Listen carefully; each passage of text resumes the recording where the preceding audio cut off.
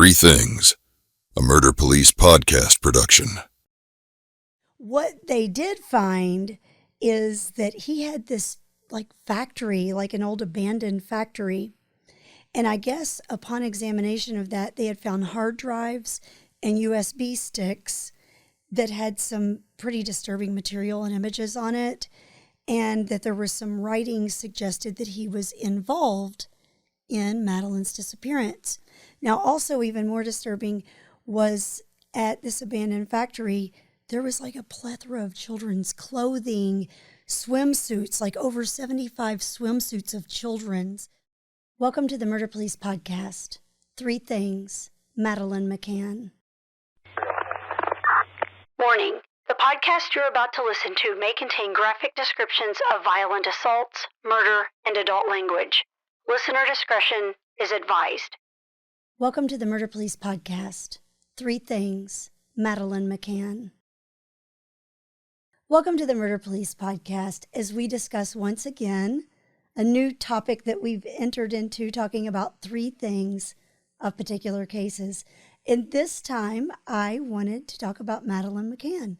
So David, how are you? Doing good. I like doing these. They're kind of fun. They're fun to, I don't think we've researched as much when we have to do these to dig deep and get them put together. And it looks like people, it's fun. The best part is when people actually go and they share their thoughts on this. That's the biggest thing. And so as we go through, these are kind of, they're halfway opinions. They're halfway addressing questions that are out in the ether. I think they're just our three things. That's it. Exactly. So don't hesitate on YouTube or one of the social media platforms to go ahead and jump in. And what do you think? Are we wrong? What are your right? three things? That's it. Yeah. What are your three things? Because I think it's a great way to have a good discussion on that. So that's what we're going to do today is Madeleine McCann. Yeah. And, you know, a lot of people may not know about this. This was a case from back in 2007, May 3rd.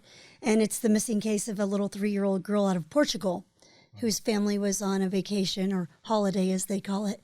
So why don't you summarize the case a little more for us? Sounds good. Here's what this case looks like. Okay, I'm going to lay this out more like in a time frame since it's been so many years since this happened. So let's go all the way back to 2007 on May 3rd, and we're going to go to a place called Praia da Luz, Portugal, at a resort called the Ocean Club Resort, and this is where we stage up. At that time, on May 3rd, 2007, Madeleine McCann, she was 3, vanishes from her bed in the McCann family's holiday apartment at the Ocean Club Resort while her parents dine at the tapas restaurant about 160 feet away. Kate and Gerry McCann had left Madeleine and her twin siblings sleeping, and the parents would check in and look in on the kids at intervals. At one point, Kate discovered Madeleine was missing at around 10 p.m. Following that, the Portuguese police launched an investigation, and border alerts are issued. The apartment's cordoned off, but early handling of the scene is later criticized for procedural flaws. You know, we see that a lot in a lot of cases. Continuing on in mid-May, Madeleine's case gets massive media coverage. British police and experts, including sniffer dogs and forensic teams, assist in the search. Keep going into the summer. By July 2007, a British sniffer dog trained to detect human blood and cadavers reacted to the McCann's rental car and the apartment. This leads to a shift in the investigation's focus, where they move from an abductor to possibly the parents being involved in her disappearance.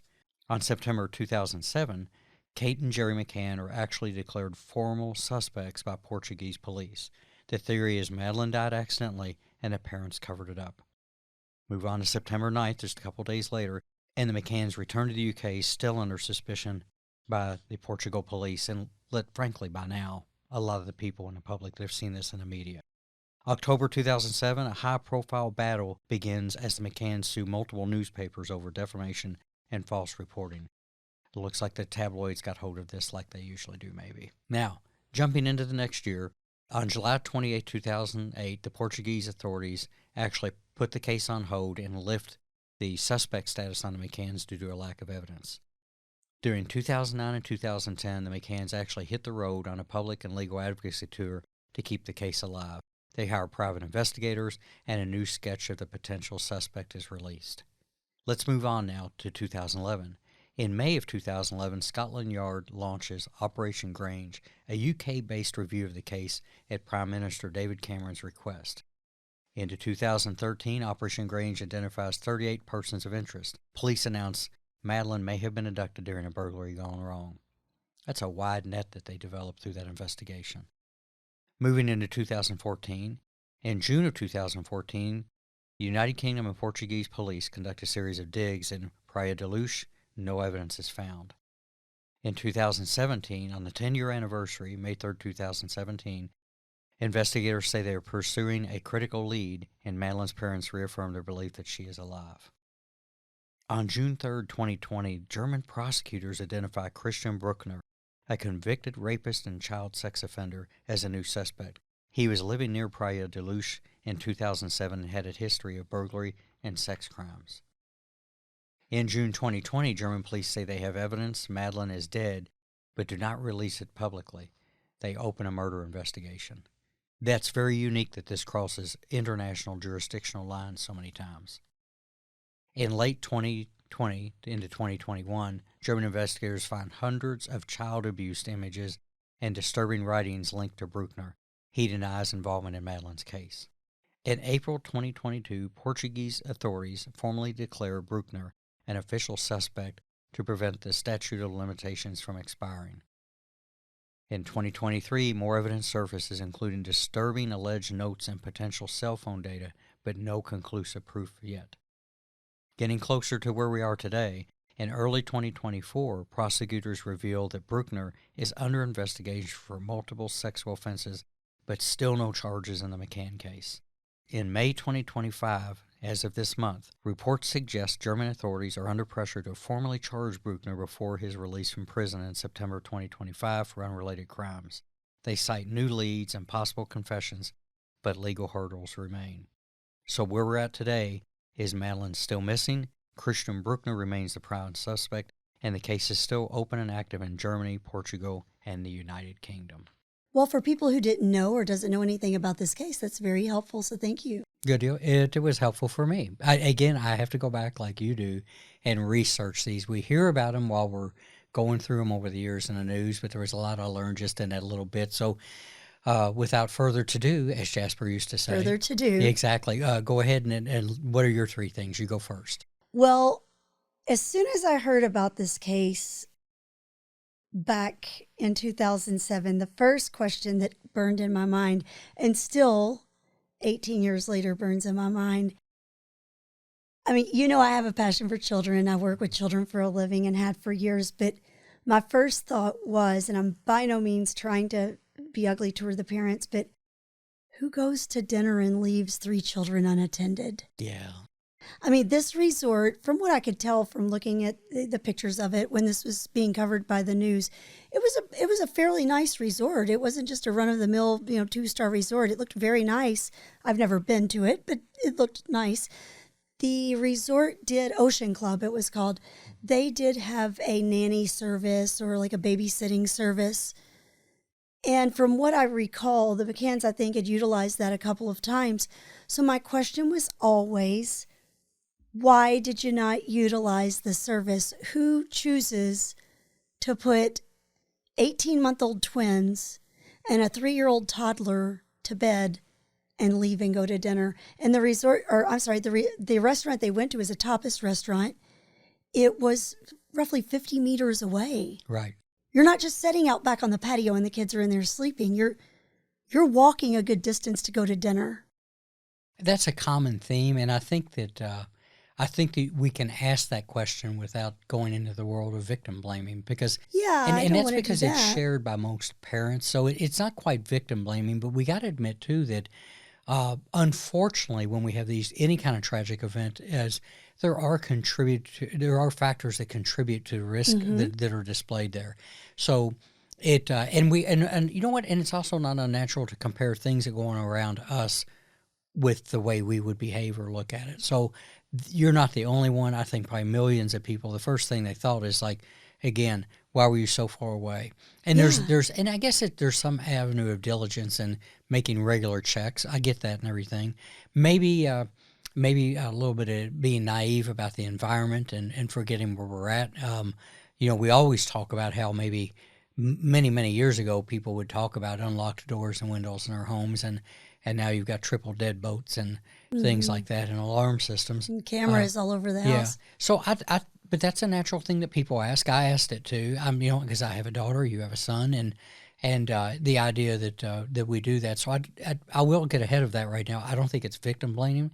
It's a risk factor. And again, we've talked about that over and over again, that one of the principal things in investigations is identifying vulnerabilities and risk. And that's it, is that my prayers go out to them. They always have. Oh, yeah, I'm because, sure of they course, beat themselves up over it. But I think one thing I thought was, and not that it's okay to leave a 13 or 14-year-old, but it's not like they're sitting there watching a movie and they're 13 and 14 and you're just going to go eat real quick and you told them, do not open this door.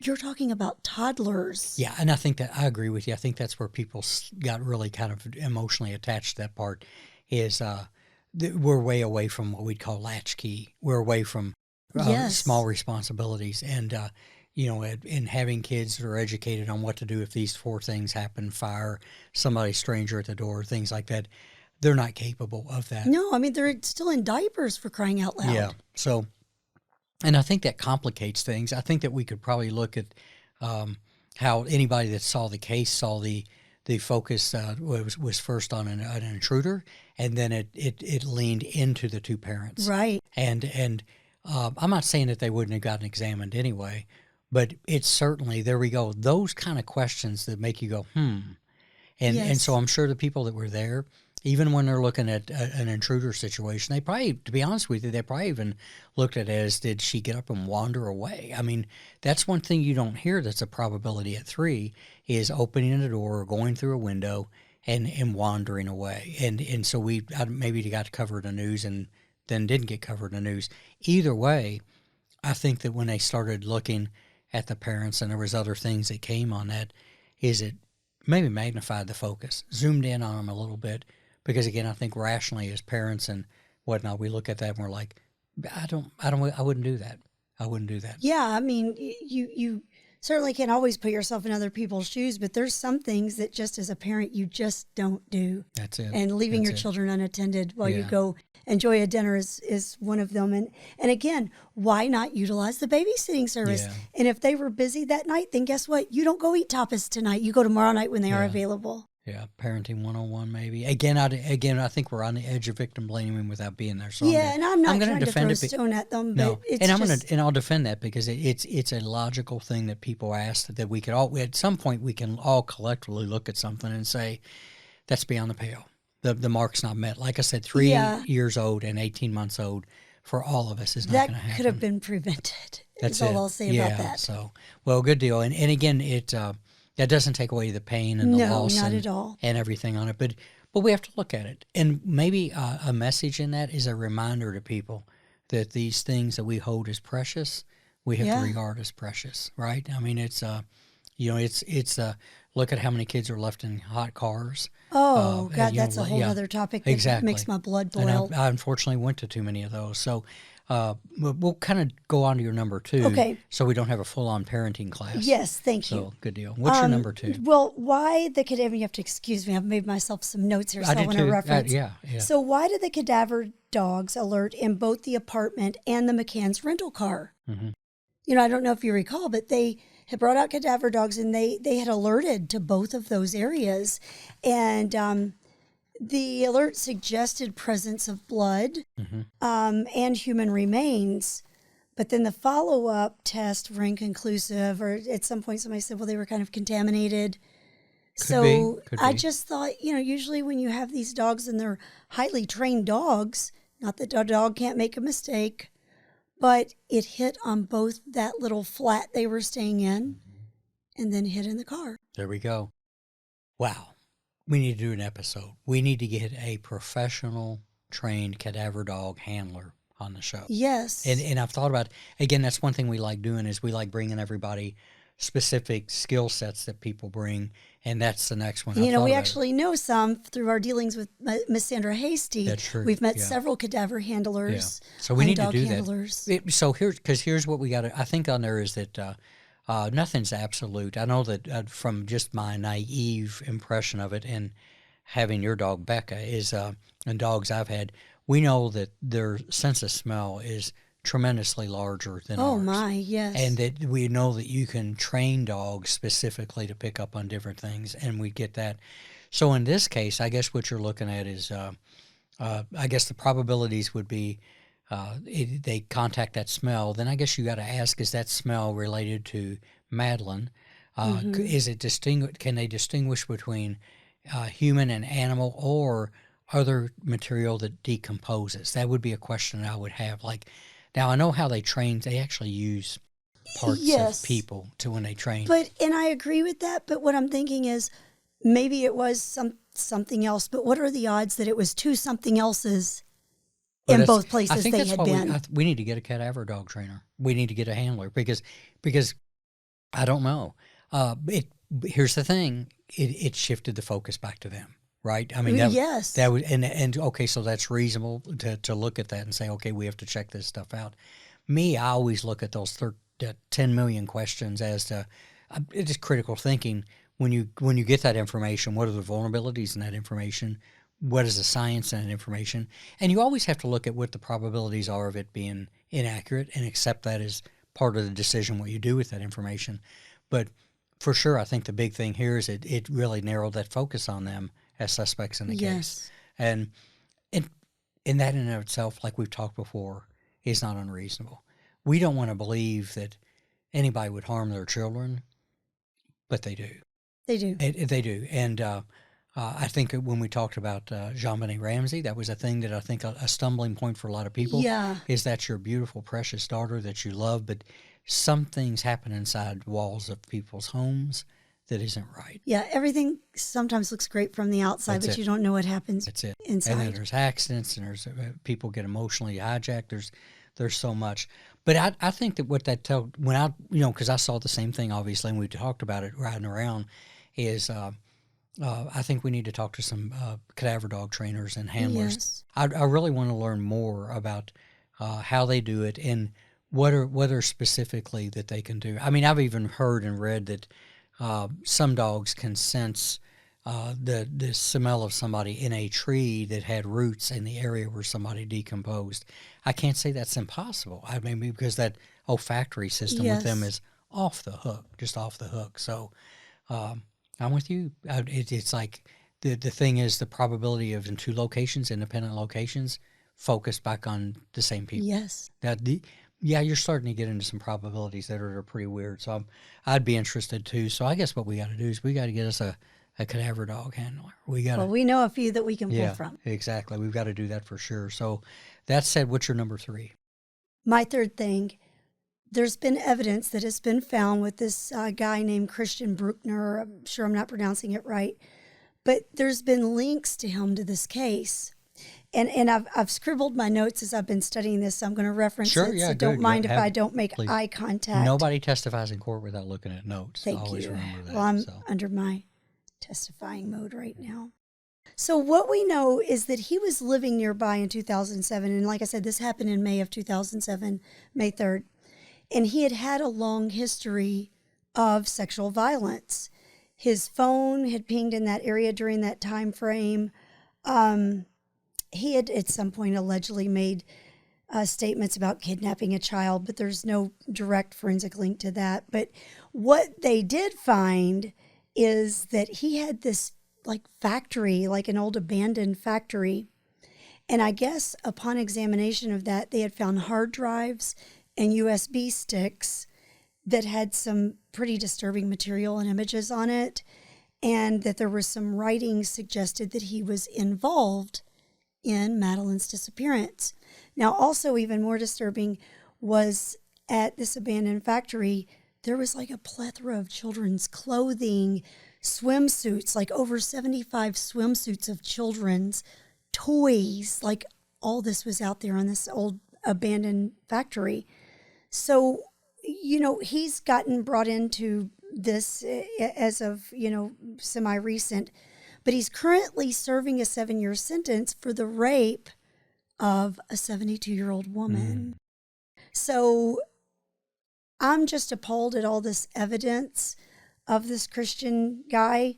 One of his friends had supposedly said he had made a quote, and of course it's not been verified, that she didn't scream. Supposedly he told the friend he made this. A statement somewhere. A statement, yeah. Now, like I said, I don't know that it's been verified or if there was proof of that, but It's just that all these years there was nothing, and now this guy's name's gotten brought into it. If it's true, it's an incredible break. Yeah, right? yeah. And it shows that it may not happen fast, but it does. And it's fascinating. The circumstantial case against him is amazing. The statements to another party they're difficult. Yeah, right? I mean anybody could make statements if they're pissed at you. That's it, and it's happened, right? Yeah. And everything, so it takes it up. But that the circumstantial part: swimsuits, children's clothing, children's toys. And you. Who has that? That's it, exactly, and why. And I guess I'm thinking investigatively what could be going on too is that they may be trying to identify this. They may be getting to try to identify when those particular swimsuits were manufactured and distributed, and what parts of the country they were distributed in, and were they limited? Were any special?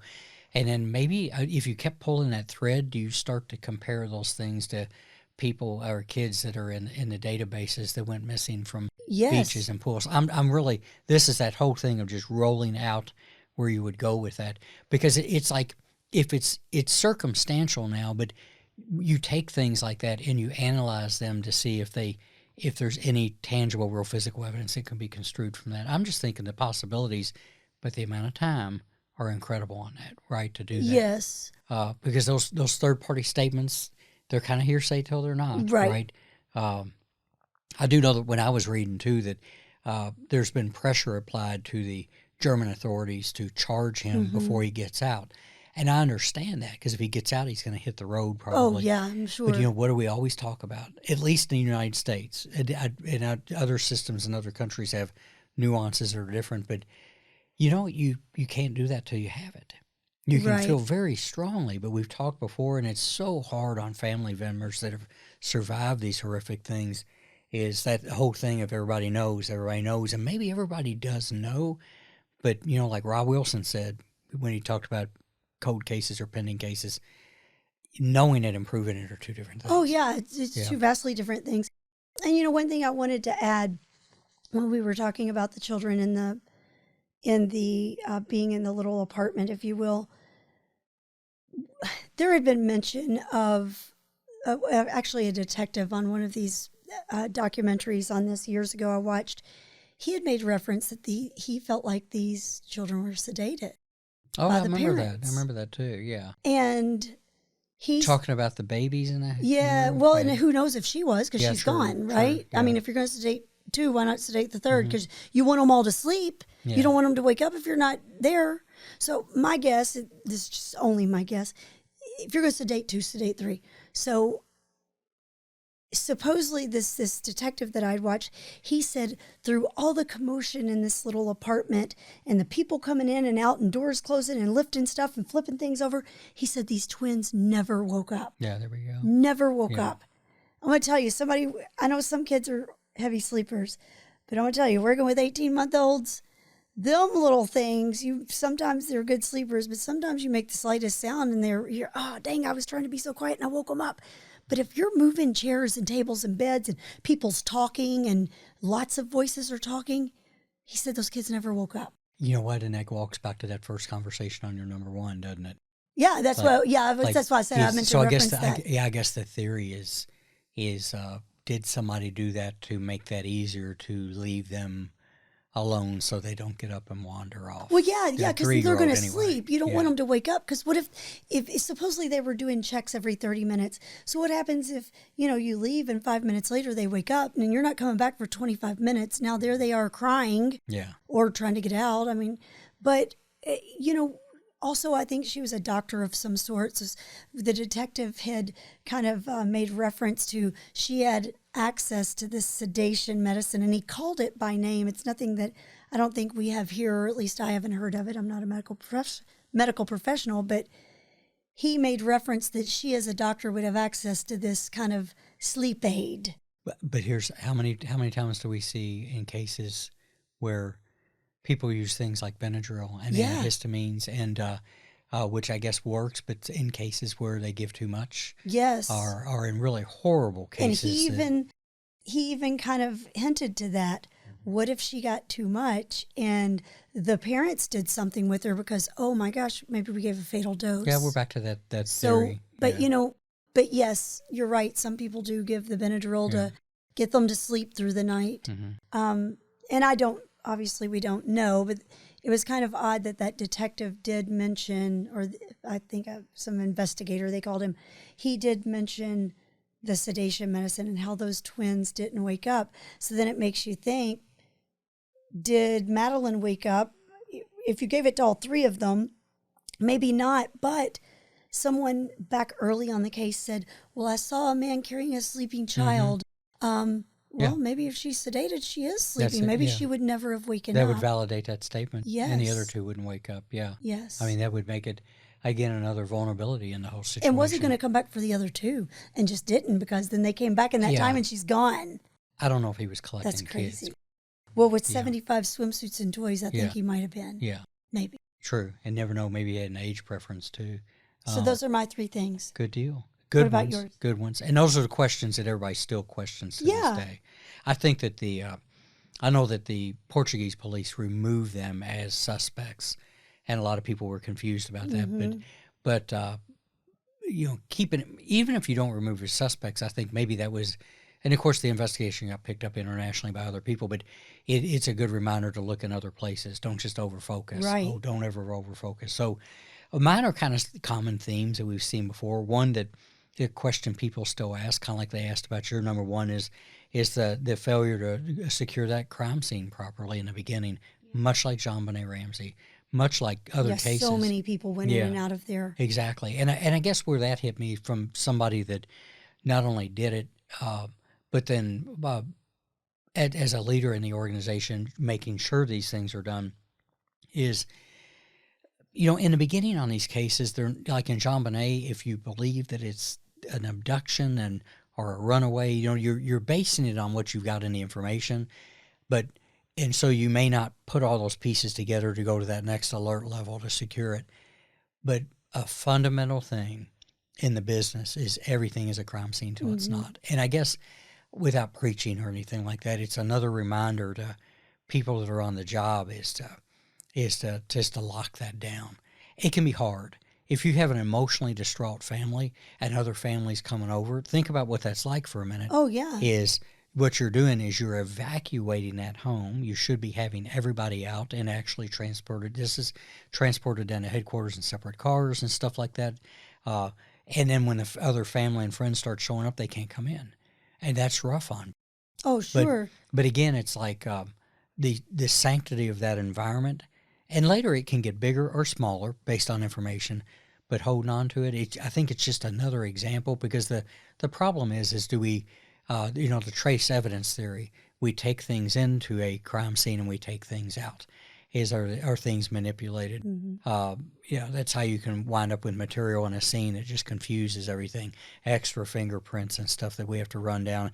And if you can't run them down and we charge somebody, then the defense comes up and says, well, what about this thumbprint right here? And it might have been Aunt Nana that stopped by with some bread pudding to make everybody feel better. I mean, it can be any of those. But back to it, I guess, of Response 101 is you lock that scene down. Right. A lot of what you do in this business, in hindsight, will be unnecessary, but you do it because of the probability. I remember in the cases that me and the people I worked with, is that when you went to the autopsy, you almost always requested a sexual assault examination kit. And I remember one of the medical examiners one time, well, why are you doing that? We don't have any. I'm like, well, we don't know, and they're going to go away in a little bit. Right. And you always ask them for fingernail scrapings. Even if your case doesn't look like that, a lot of times you always ask for gunshot residue testing, even if you didn't have a gun around, with the idea being that I got one shot, we've got one shot, and you recover it. Yes. Same thing with the scene. And that's hard because cops go into so many death scenes that aren't criminal, and they're not suspicious. And they're sad and they're tragic, but something about that, you have to stop that in the beginning. Again, you can always open it back up, make it bigger or make it smaller. So that was my number one. All right. The number two is one that comes back to what you were talking about on taking kids out of somewhere. Could it be part of a child trafficking operation? Oh, yeah. Possibly. Even with this identified person now, we don't know yet. We do know a lot of those very evil pedophile people like to share stuff. They like to share experiences, pictures, and victims. And so it's a bigger problem, I think, than people know. Yeah. I remember Ray, the DA, rest in peace. Ray, up until, I remember we lost him, but, Ray always talked about that. Even in retirement, we would be talking and he would say, we've got to get some awareness out on this human trafficking thing. And it's real, it's real. Yeah, it is. And I think, we know of a person, you and I were talking this morning about bringing him on because I'm gonna see he if he'll does do it. that. Yeah, he trains that. He's not a human trafficker. No, he doesn't human traffic. Let me rephrase. Or He child does not traffic. traffic any people. Yeah. He trains on that. Yeah. But when you and I travel, I always notice when in the restrooms, and I don't know if it's in the men's, because, men's can be trafficked too. Yeah. Men can be trafficked too. There's always the sign up that says, if you're a victim, call this number. Huge. Huge.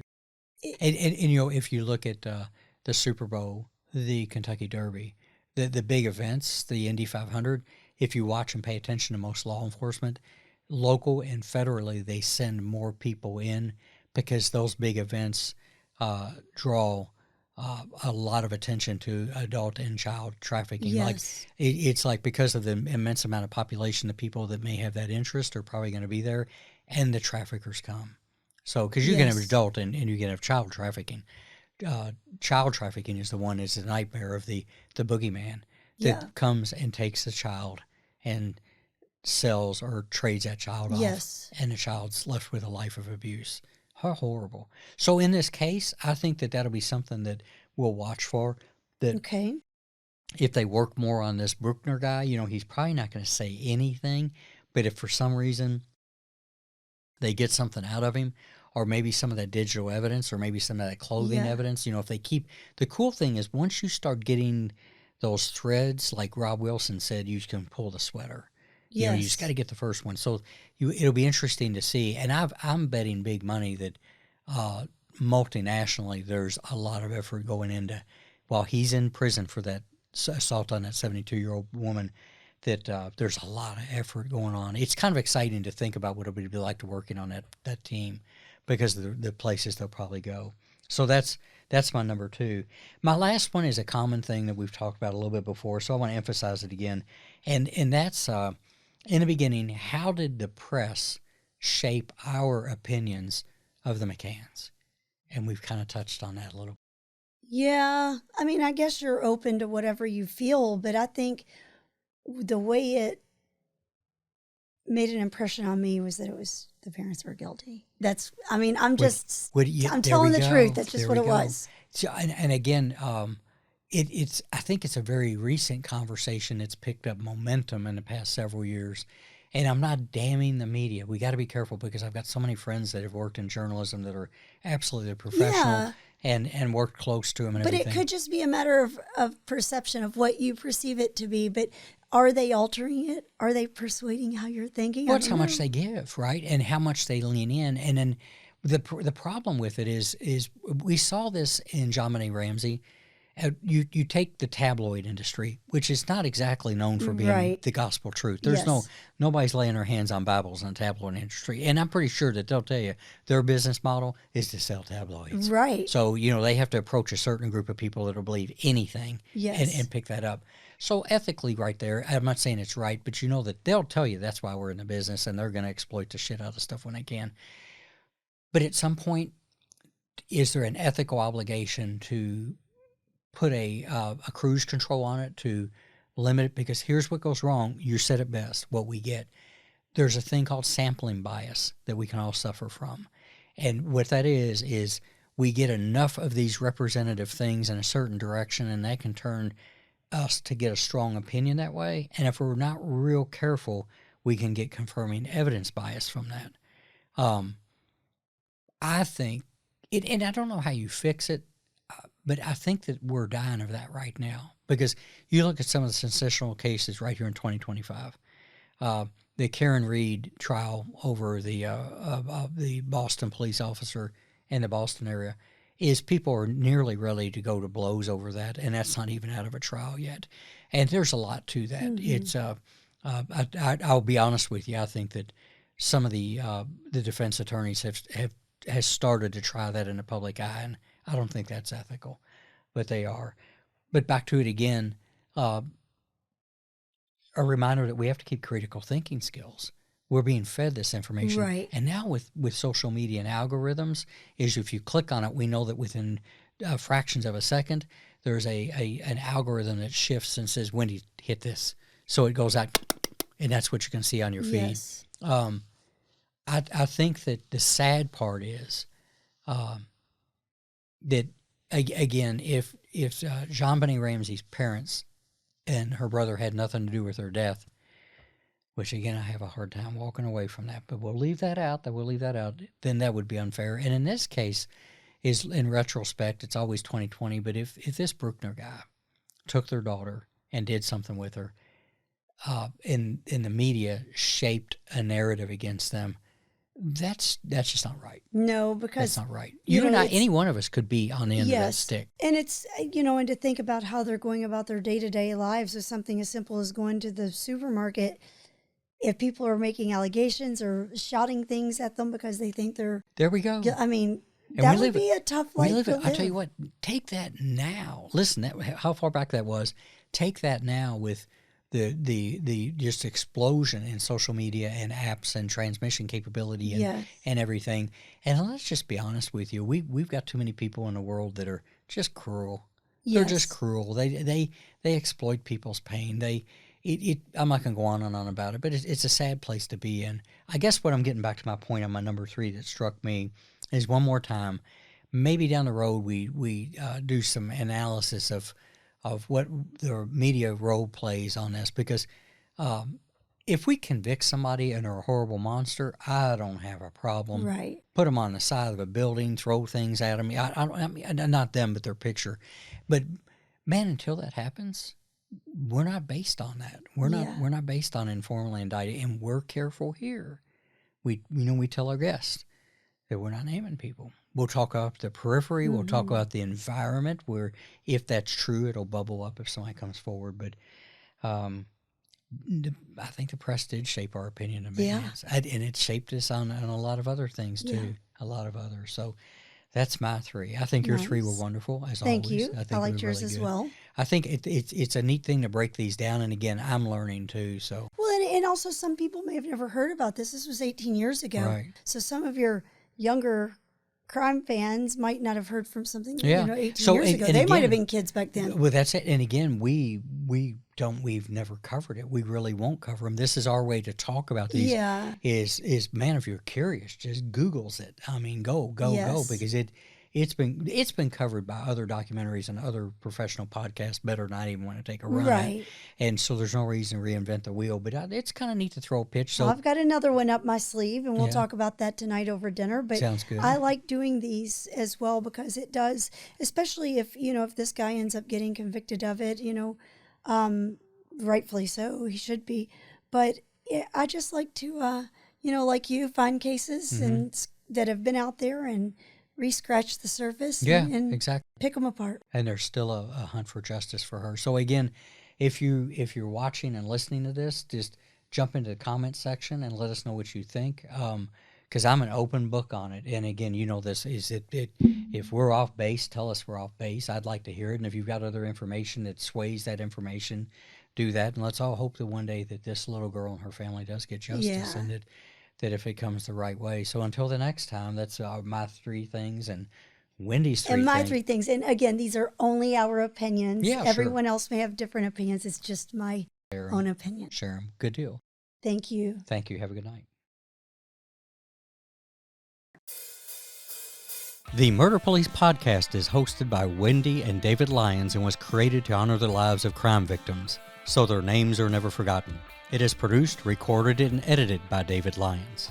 The Murder Police podcast can be found on your favorite Apple or Android podcast platform, as well as at murderpolicepodcast.com, where you will find show notes, transcripts, information about our presenters, and a link to the official Murder Police podcast merch store, where you can purchase a huge variety of Murder Police podcast swag.